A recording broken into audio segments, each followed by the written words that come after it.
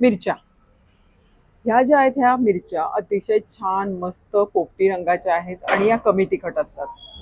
या मिरच्यांचं मी करणार आहे काय, तर या करणार आहे कोकणी मालवणी स्टाईलनी मस्त अशी या मिरच्या बनवणार आहे भरलेल्या, त्याही साध्या वरण भात आणि तुपाबरोबर आपल्याला खायच्या आहेत. नमस्कार, मी छाया वाईकर. पुण्यामध्ये माझं रेस्टॉरंट आहे अगेराज राईस अँड करी. तिथे आम्ही मालवणी फूड सर्व करत असतो.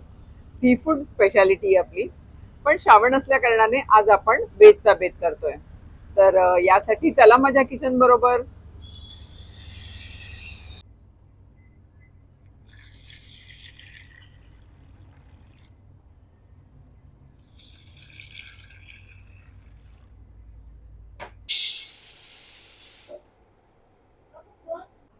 या भरलेल्या मिरच्या करण्यासाठी जे काही साहित्य आहे ते मी तुम्हाला दाखवतेय. साधारण 1 वाटी खवलेलं खोबरं, थोडा कढीपत्ता, लसूण 7-8 पाकळ्या आहेत जो आपण ठेचून घेतलेला आहे, अर्ध लिंबू, पाऊण वाटी कोथिंबीर आणि 2 चमचे तीळ, थोडं मीठ घालायचं याच्यात आणि अगदी थोडीशी हळद.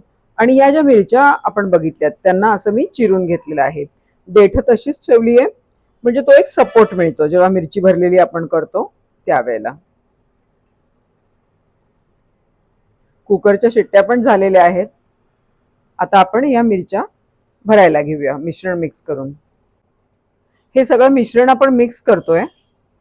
कढीपत्ता मी तव्यात जेव्हा आपण मिरच्या टाकू फ्राय पॅन मध्ये त्यावेळेला त्या टाकायच्या आहेत. याच्यामध्ये थोडंसं मीठ जाईल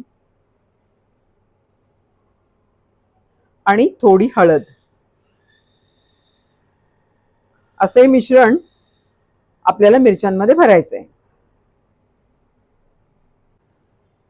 अशा तऱ्हेने आपल्याला या सगळ्या मिरच्यांमध्ये हे मिश्रण व्यवस्थित भरून घ्यायचंय.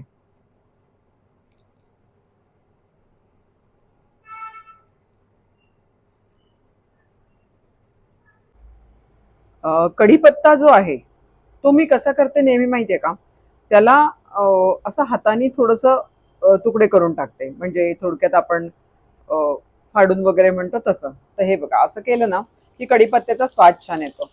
तेलात कढीपत्ता टाकलाय मी आणि मग आता ह्या एक एक मिरच्या ठेवते इथे. या मंद गॅसवर अशा शिजवायच्या आहेत. गॅस खूप मोठा नको.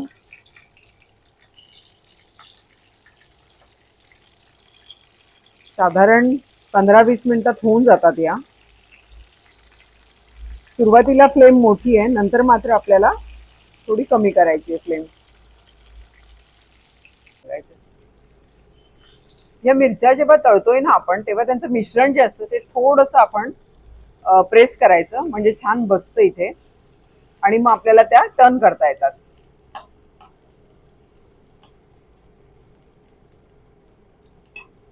खोबऱ्याचं मिश्रण मग एकजीव होतं. आता हा लिंबू मी याच्यावर पिळतीये. तुम्हाला जर जास्त आंबट हवं असेल तर तुम्ही 1 लिंबू देखील इथे वापरू शकता. मी अर्धा वापरलाय. ऑलमोस्ट आपल्या ह्या मिरच्या आता होत आल्या.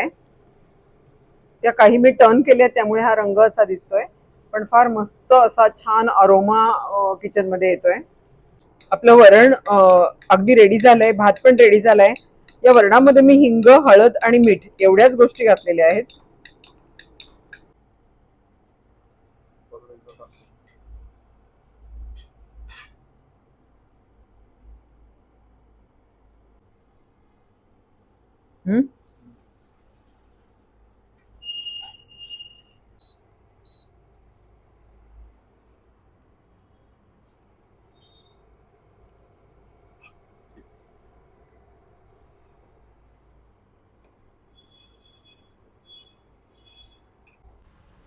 अशी ही छान भरलेली मिरची आपण नक्की करून बघा.